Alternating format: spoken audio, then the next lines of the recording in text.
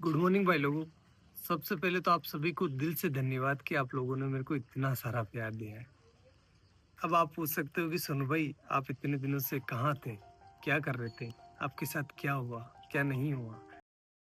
भाई लोगों सच बता रहा हूँ, पिछले 60 दिनों से मैं अपने घर पर बैठकर रो रहा हूँ।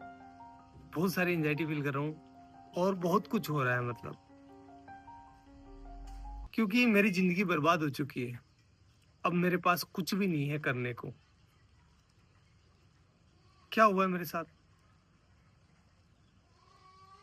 कुछ अलग हुआ है मेरे साथ, जिस वजह से जो भी मैं था ना वो खत्म हो गया है। कैसे हुई है मेरी जिंदगी बर्बाद, ये जानना है आपको अगर, या फिर मेरे को मैं बताऊं कि मैं बता सकता हूँ आपको कि मेरी जिंदगी कैसे बर्बाद हुई है, तो उसके लिए मेरी जिंदगी जाननी पड़ेगी कि सोनू ने स्ट्रगल करके क्या अपने जीवन में हासिल किया था और उसके पास अब वो नहीं है। सोनू जिंदा रहने के लिए भी संघर्ष करा है सोनू भाई ने, जिंदा रहने के लिए।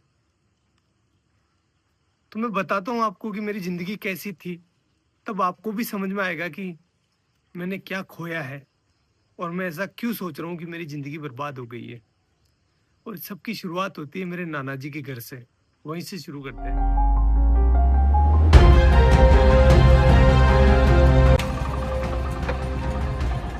गाइज ये है मेरे नाना नानी का घर, जहां पर मेरा जन्म हुआ था। चलो अंदर चलकर देखते हैं कौन कौन है।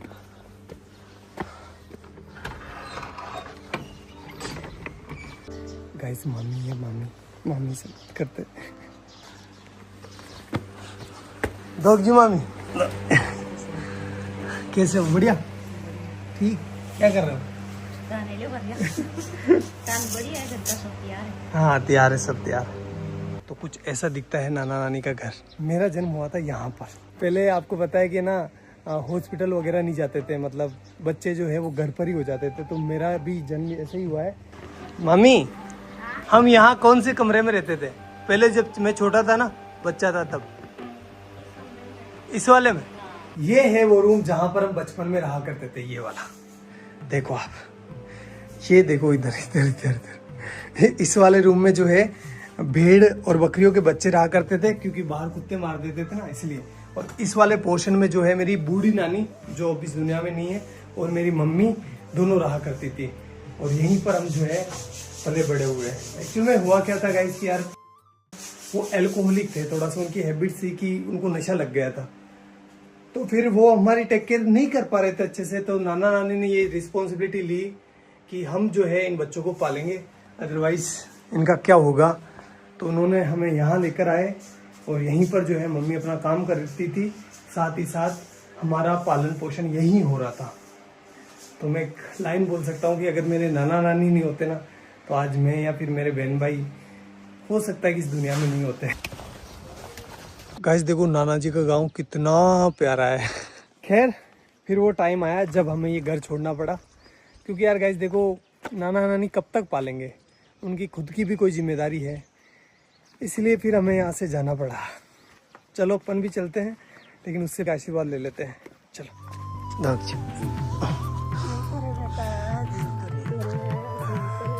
मेरी नानी है, आपको बाद में बताऊंगा इनके बारे में भी। और अपने गांव आते ही हमें घरेलू परिस्थितियों के कारण अपने घर नहीं घुसने दिया गया, इसलिए हमने बड़े पापा की कोठी का चुनाव किया। म्याऊ म्याऊ।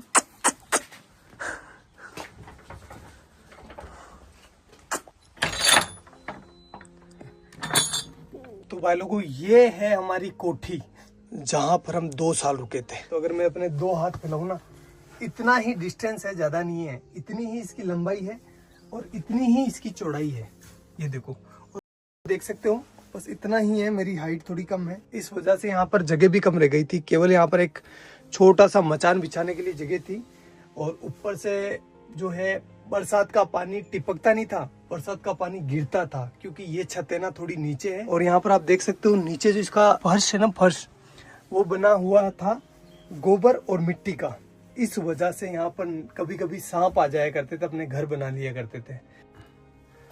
और भाई लोगों इस घर में हमें जिंदा रखने की जिम्मेदारी आ गई हमारे मम्मी के कंधों पर। और इस वजह से पहले भी काम किया उन्होंने, लेकिन उन्होंने 10 रुपए मजदूरी में काम चालू कर दिया।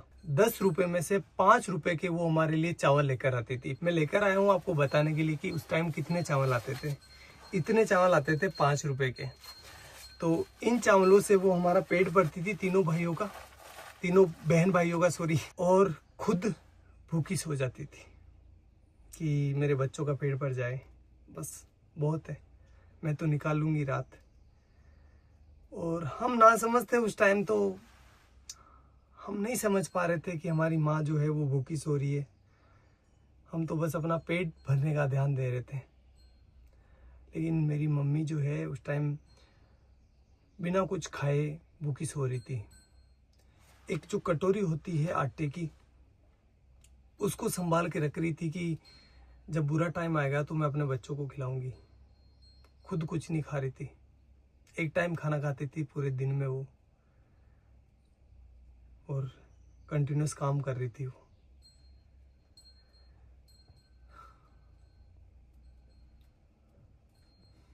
और ये सारी चीजें हम बच्चे नहीं समझ पा रहे थे, हमारा माइंड उतना डेवलप नहीं था कि हम ये इतनी भारी चीजें समझ पाए। हम तो अपना पेट भरते, खेलते और अच्छे थे। मम्मी को ही पता है कि वो हमें कैसे जिंदा रख रही है। मदर इंडिया, यही तो मदर इंडिया है। सारे दुख खुद रख लेती है और अपने बच्चों तक किसी भी प्रकार की प्रॉब्लम्स नहीं पहुंचने देती है। बाबड़ी कोई का लोन भी मांग बनेगी दान की जाती कड़ू कई माती गणा दौरा तेरा पड़िया। हाँ तेना गणा दौरा पड़िया रे भाई थारी मात तो सब्जी बेचती, लेडीज रहती, भाई दौड़ाती, तेन खुआती, बा भूखी रहती, भाई मार ससुरी भूखा। तना दूध पाइयो, तेन रोटी खुआई, गणी दोरी कमा कमारा, तो मात का दान की जाती। हाँ ते भरा का केवन के ते बली दूध ने भरे क्यों, मैं ते दिए किस कोई केवा गणा दौरा पहले तो बा। और भाई लोगों, इस वाली छत की ना एक स्पेशल कहानी है, बताता हूँ मैं आपको। छत पर मैं, मेरा भाई और मेरी बहन बैठे थे शाम को, और हम राह देख रहे थे कि हमारे लिए कोई खाना लेकर आएगा, क्योंकि हमारी मम्मी जो थी वो गांव चली गई थी किसी कारणवश, तो हमारे लिए खाना नहीं बना था उस टाइम। कोई भी खाना लेकर नहीं आया और हम तीनों बहन भाई भूखे ही सोए। यही जगह थी वो, सेम टू सेम। एक बात बताऊँ आपको, जब आप भूखे होते हैं ना तो आपको अच्छे से नींद नहीं आती। देख लेना एक बार। चलो मैं आपको अपनी बहन से मिलवाता हूँ।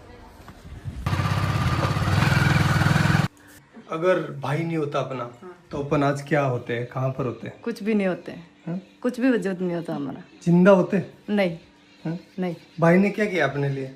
बहुत मेहनत की, बहुत हमें शिक्षित किया। बड़े भाई ने हमें सब कुछ सिखाया, सब कुछ दिया। गाइस बात है 2008 की, जब मेरा बड़ा वाला भाई इस पीछे वाले स्कूल में पढ़ाई करता था। उस टाइम हुआ क्या था, कुछ शरारती बच्चों ने स्कूल की घंटी जो बेल होती है उसको छुपा लिया था, और उसका सारा इल्जाम मेरे भाई पर लग गया। भाई को स्कूल से सस्पेंड कर दिया गया। देन हमने जैसे तैसे कर करा के भाई का एडमिशन जो है वो बाहर की स्कूल में करवा दिया, जहाँ पर वो कुछ किराया देकर स्कूल चला जाता था। 2 रुपये लगते थे शायद उस टाइम किराए के, या 1 रुपया लगता था, आई डोंट नो फुली। फिर कुछ समय बीता, उसके बाद मैंने और मेरी बहन ने 5वीं क्लास पास कर ली, और हम जब 6ठी क्लास में यहाँ पर एडमिशन लेने आए तो हमें बोला गया कि आपके भाई ने जो घंटी छुपाई थी उसको जो है आपको भरना पड़ेगा, अदरवाइज़ आपका एडमिशन नहीं होगा। तो उस टाइम 350 रुपये, 360 रुपये जो है उस घंटी के देने थे। 1 महीने से ज़्यादा टाइम लग गया 360 रुपये का जुगाड़ करते करते, इसलिए उस साल हमारा एडमिशन नहीं हो पाया और यहाँ पर जो है एडमिशन बंद हो गए। अब घर वाले हमें किराया देकर किसी दूसरी स्कूल नहीं भेज सकते थे, क्योंकि वो अफोर्ड नहीं कर पाते उस टाइम, और हम छोटे बच्चे थे तो किसी दूसरे गांव भी स्कूल नहीं जा पाते, क्योंकि दूर था ना। हमारा गांव काफ़ी बड़ा है, तो हम दूसरी जगह अगर जाएंगे ना तो हमें कम से कम 3-4 किलोमीटर जो है पैदल चलना पड़ेगा। तो छोटे बच्चे थे तो नहीं हो पाया वो सारी चीज़, और हमारा 1 साल पूरा बर्बाद हो गया। फिर मेरे बड़े वाले भाई ने एक भारी डिसीजन ले लिया, और उसने अपनी सारी पढ़ाई छोड़कर, अपनी सारी ज़िंदगी दांव पर लगाकर मेरी और मेरे बहन के लिए काम चालू कर दिया। उसने फर्स्ट काम चालू करा मंडी में। जो सब्जी मंडी होती है ना वहाँ पर। गाइस मैं हूँ अभी उस सब्जी मंडी के अंदर जहाँ से मेरा भाई सब्जी खरीदता था। 15-20 किलो वजन को अपने सर पर रखकर मेरा गांव जो कि यहाँ से 20-25 किलोमीटर दूर है वहाँ पर लेकर जाता था। वो सब्जी वो फल फ्रूट बेचता था जिससे कि कुछ पैसा आए और वो अपने बहन भाइयों का पेट भर सके, अपनी माँ के सर पर जो बच्चों का पालने का भार था उसको कम कर सके। और ये वो काम कर रहा था जब उसकी उम्र है ना 16 साल की। वो बाल श्रम कर रहा था। क्यों? क्योंकि अपने बहन भाइयों को जिंदा रख सके और उनको अच्छी एजुकेशन दे सके। घर में कई सामान नहीं रहा तो दोनों मन भाई सब्जी ले जाता, मैं दोनों जेर बेच जाता। ये वो चौराहा है जहाँ पर मेरा भाई सब्जी लेकर उतरता था और उसे एक एक घर बेचने जाता था। चलो मैं आपको दिखाता हूँ कि वो इतना सारा वजन लेकर कितना पैदल चलता था।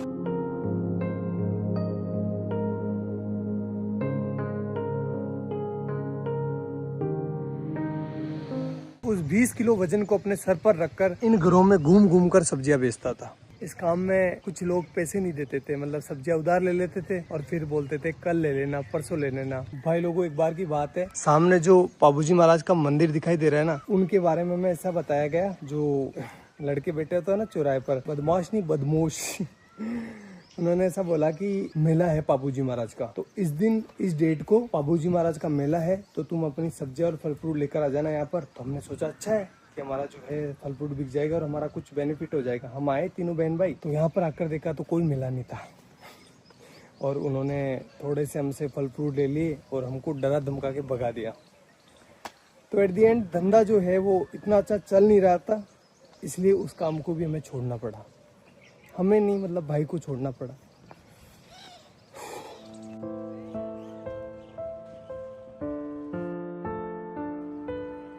और गाइस फिर मेरे भाई ने खिलौनों की दुकान पर काम चालू कर दिया, जहां पर उनकी सैलरी थी 50 रुपए पर डे, यानी 1500 रुपए पर मंथ।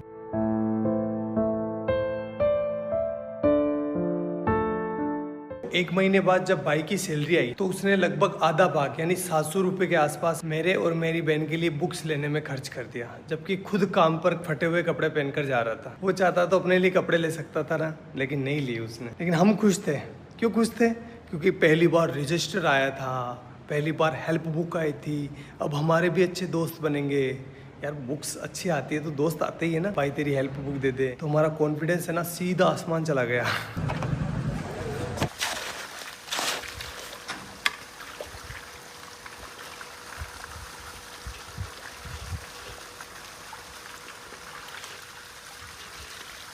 भाई लोगों अब मेरी बारी थी, जो भी मैंने लिया है ना उसको वापस रिटर्न करने की, इसलिए मैं काम करने लग गया।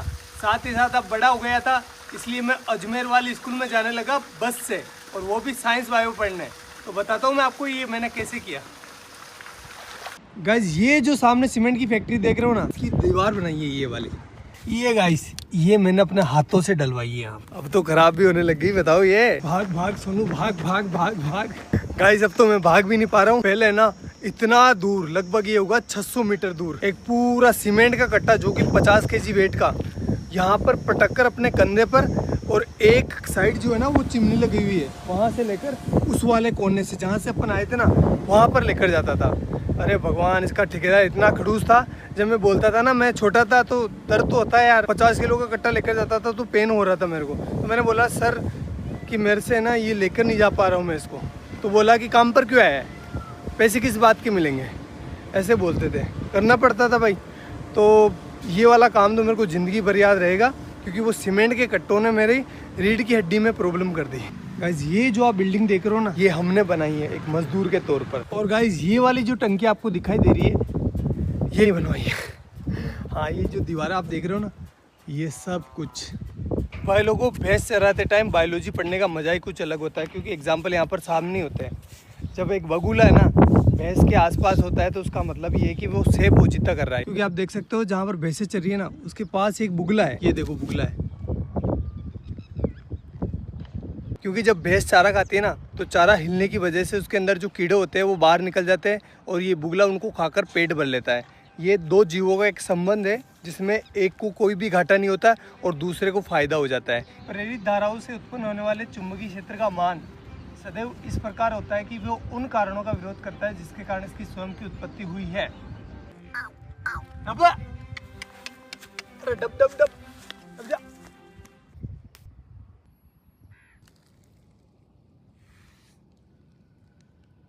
अब भाई लोगों, अब रिजल्ट का टाइम, लेकिन वो मैं यहाँ नहीं बताऊंगा, मैं बताऊंगा उस वाले पहाड़ के ऊपर।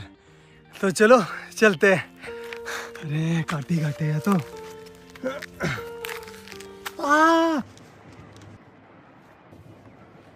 अब भाई लोगों, मेरा आ गया 12th का रिजल्ट। परसेंटेज तो कम ही बना है, फिर भी मैं आपको बता देता हूँ। ये देखो 77%, जिसमें से केमिस्ट्री में आए 93 डिक्टेशन और फिजिक्स में आए हैं 87 डिक्टेशन। भाई लोगों, ये मेरे परसेंटेज नहीं है, ये लेकर आया मेरे जीवन में कॉन्फिडेंस। अभी तक भी मेरे जीवन में कोई हार्ड काम आता है ना, तो मेरे को अंदर से आवाज़ होती है कि तू कर लेगा, डर मत, तू कर लेगा। लेकिन इस बार है ना, मेरे को सोनू का सूरज डूबता हुआ दिखाई दे रहा है।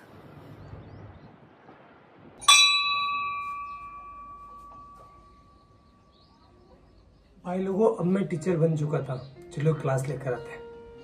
हाइजेनबर्ग का अनसर्टेनिटी प्रिंसिपल, जिसके बारे में अपन बात करने वाले हैं। ठीक है, चलो बताओ कहाँ पर जाकर गिरेगा।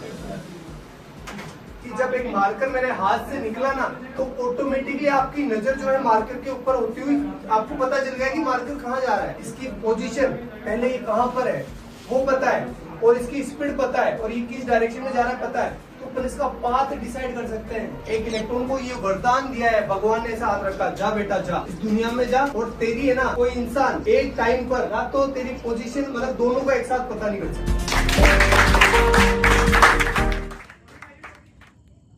फिर ऐसे करते करते मैं टीचर बन गया, और मेरे पास बहुत काम था। 3-4 कोचिंग ऑफलाइन जाता था, 1-2 ऑनलाइन थी, मतलब मस्त। और जो भी चीज़ें मैंने अपने परिवार के लिए सोची थी, भाई के लिए, मम्मी के लिए, वो मैं कर रहा था अच्छे से, कोई दिक्कत नहीं थी। उसी टाइम मेरे पास आया भैया का कॉल सीधा टीम से भैया का कॉल। इतना खुश हो गया था मैं यार, भैया का, इतने बड़े आदमी का कॉल डायरेक्ट आया था मेरे पास। तो फिर भैया का कॉल आया, और भैया ने बोला मेरे को, सोनू यार हमारे यहाँ पर है ना एक साइंस की लड़के की डिमांड है, तो तू आ सकता है क्या। मैंने बोला ठीक है भैया, मैं कर लूँगा, कोई दिक्कत नहीं है। तो फिर मैंने वहाँ पर मतलब ऑफिस में पार्ट टाइम जॉब चालू कर दिया। 2-3 घंटे के लिए जाता था, केमिस्ट्री से रिलेटेड और फिजिक्स से रिलेटेड, मतलब ऑल ओवर साइंस का काम मैं संभालने लगा। और ऐसे करते करते करते करते 2 महीने निकले। 2 महीने के बाद भैया ने आगे से बोला मेरे को कि सोनू तो ऐसा कर, फुल डे ज्वाइन कर ले, सारा दिन काम कर, और पॉसिबल है तो कर ले।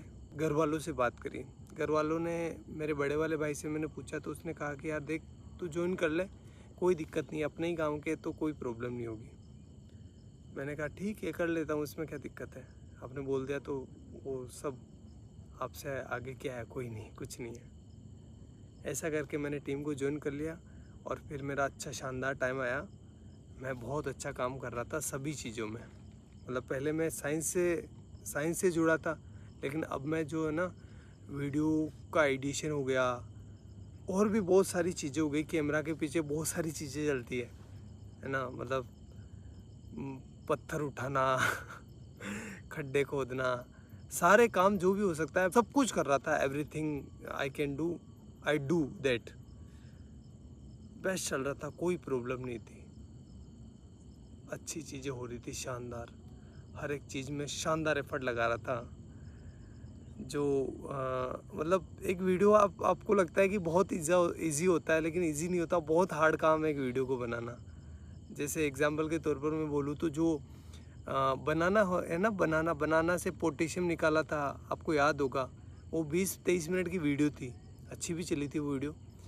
उस वीडियो को मैं संभाल रहा था पीछे, उसका सारा केमिस्ट्री मैं संभाल रहा था। उस वीडियो को गाइस शूट करते करते 2 से 3 महीने निकल गए, इतना एफर्ट लगाया इस पर, और वो वीडियो चली भी सही, आपका प्यार भी दिखा उसमें। तो ये तो एक एग्जांपल है, बाकी बहुत सारे काम किए, जैसे डायमंड वाला, और भी बहुत सारे साइंस के सारे प्रोजेक्ट थे ना, वो मैं हैंडल करता था बिहाइंड द कैमरा, और चीज़ें अच्छी चल रही थी, मतलब कोई दिक्कत नहीं था, सब कुछ शानदार था। मैं सारे कंपनी के रूल एंड रेगुलेशंस फॉलो कर रहा था, मेरी अटेंडेंस की भी कमी नहीं थी, हर एक चीज़ बेस्ट थी। और मैं भैया की इतनी रेस्पेक्ट करता हूँ, आज भी करता हूँ, कि भैया के सामने कभी ऐसा टाइम था मैं चेयर पर नहीं बैठता था। मतलब मुझे लगता था कि नहीं, मेरी औकात नहीं इनके बराबर बैठने की। और आज तक मैं उनसे हैंडशेक नहीं करता। जब भी वो कुछ अच्छी चीज़ करते ना तो वो हैंडशेक करते थे।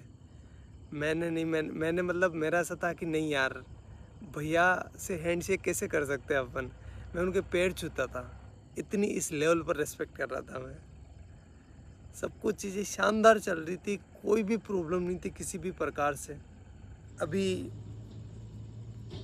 2-3 महीने पहले ही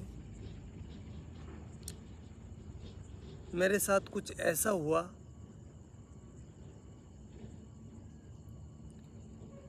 कि मैं अब आपको बता नहीं सकता। मैं पता नहीं कौन सी ज़िंदगी से निकल के आया हूँ, मेरे ये दिन कैसे निकले हैं मैं ही जानता हूँ। वो तो आप लोगों का प्यार है और घर वालों का प्यार है, लेकिन मैं एक बहुत हार्ड टाइम से निकला हूँ। तो मैं कुछ बोलकर क्योंकि मेरी मेंटल हेल्थ और मेरी इमोशनल हेल्थ दोनों ही ठीक नहीं अभी। मैं और इसको ख़राब नहीं करना चाहता। और अब जो है मेरी ज़िंदगी ख़राब हो गई है, बर्बाद हो गई है पूरी। ना तो मैं टीचिंग का रहा, ना मैं यूट्यूब का रहा। और सच बता रहा हूँ भाई लोगों, कुछ लोगों के मन में कुछ भी आ सकता है, लेकिन मैंने किसी को धोखा नहीं दिया है। मैंने सिर्फ एक बार मौत को धोखा दिया था, जब मेरे को पानी में फेंक दिया गया था, छोटा था तब। तो उस टाइम मैं मरने से बचा था, बड़े वाले भाई ने बचाया था मेरे को। तो उस टाइम मौत को धोखा दिया है मैंने। बाकी मेरी ज़िंदगी में मैं किसी को सोच भी नहीं सकता। मतलब मेरी ज़िंदगी ख़राब हो गई है, पूरी बर्बाद हो गई है, मैं कहीं का ना रहा।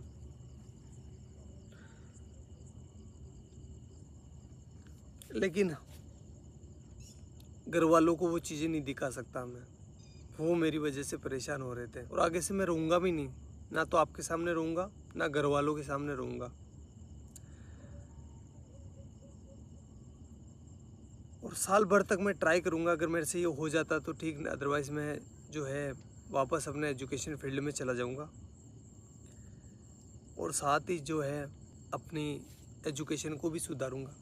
और साथ ही ये करके देखना पड़ेगा, सिचुएशन ऐसी हो गई है कि मेरे को करना पड़ेगा, क्योंकि मैं क्या करूँगा अब। और आगे आने वाले टाइम में बताऊँगा मैं आपको कि मेरे साथ क्या हुआ है, लेकिन अभी मेरे को माफ़ करना, मैं नहीं बता सकता। मैं वापस वो डार्क टाइम नहीं देखना चाहता। आगे जाकर बताऊँगा, मैं पक्का बताऊँगा, लेकिन अभी नहीं। हाथ जोड़कर रिक्वेस्ट है।